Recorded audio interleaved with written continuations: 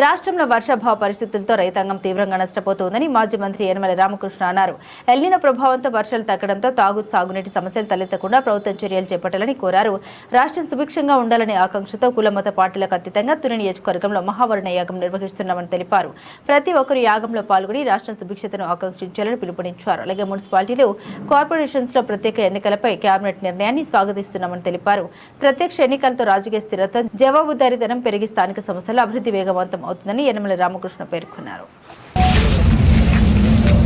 ఆ రోజు 83లో మేము వచ్చినప్పుడు కూడా అప్పుడు ఇండైరెక్ట్ ఎలక్షన్ ఉండేది. అప్పుడు నేను మున్సిపల్ మంత్రిగా ఉన్నాను 83లో. నేనే అప్పుడు సింపుల్ మెజారిటీ తోటి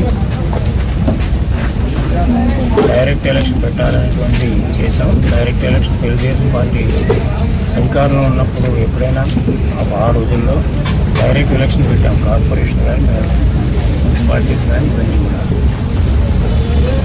అదేవిధంగా తర్వాత కాంగ్రెస్ ప్రభుత్వం వచ్చిన తర్వాత మళ్ళీ దాన్ని మార్చేశారు. డైరెక్ట్ ఎలక్షన్ వల్ల లాభం ఏంటంటే చైర్మన్ ఎవరు కూడా చెప్పడానికి కానీ లేకపోతే చైర్మన్ని ఇబ్బంది పెట్టడానికి కానీ ప్రయత్నం చేయకుండా ఉంటారు.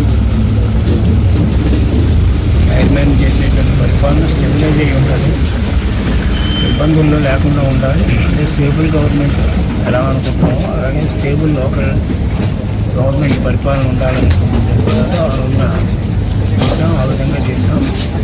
ఇప్పుడు న్యూస్లో చూసిన ప్రకారం కూడా ఈ ప్రభుత్వం కూడా ఇప్పుడు డైరెక్ట్ ఎలక్షన్ పెట్టాలనేటువంటి నిర్ణయం తీసుకున్నట్టుగా క్యాబినెట్ తీసుకున్నట్టుగా దీన్ని కూడా ఆహ్వానిస్తున్నాం. డైరెక్ట్ ఎలక్షన్ ఇప్పుడు తెలుగుదేశం పార్టీ మంచి పెద్ద పోస్ట్ అన్నీ కూడా ప్రజల చేత ఎన్నుకోబడితే బాగుంటుంది అనేటువంటి ఉద్దేశంతో డైరెక్ట్ ఎలక్షన్. ఇండైరెక్ట్ ఎలక్షన్ అంటే మళ్ళీ వార్డ్ కౌన్సిలర్స్ అదేవిధంగా ఈ మెంబర్స్ వీళ్ళతోటి మనం చూస్తున్న ఇబ్బంది.